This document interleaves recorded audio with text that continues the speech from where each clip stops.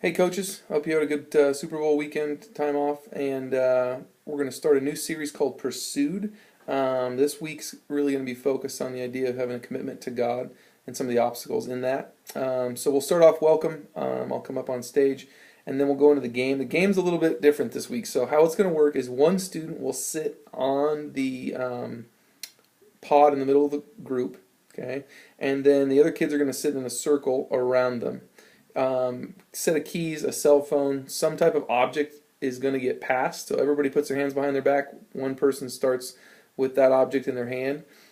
Person closes their eyes for 5 seconds. The kids pass in circles. They can fake pass whatever they want to do.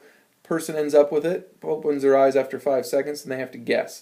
If they guess wrong, so let's say I chose the person over here. If I guess that person and they don't have it, that person stands up.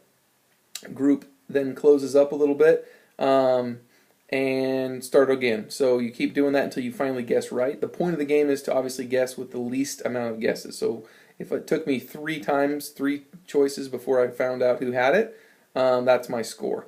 And so you're basically going to do that with each person. So it's going to be about a 5 to 6 minute game time. So it'll be a little bit longer than normal.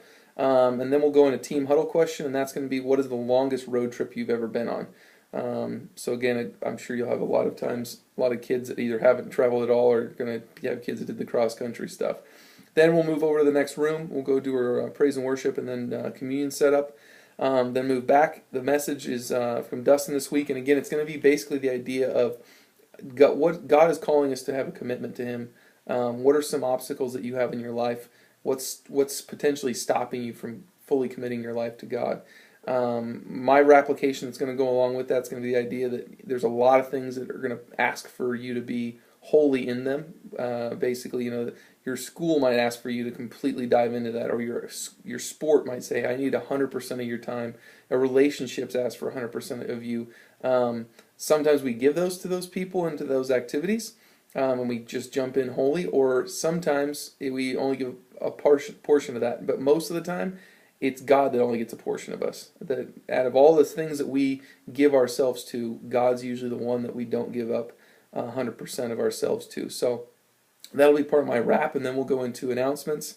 Big announcement that we're going to throw out this week to the kids, and a big challenge is going to be inviting kids and other students to Easter services.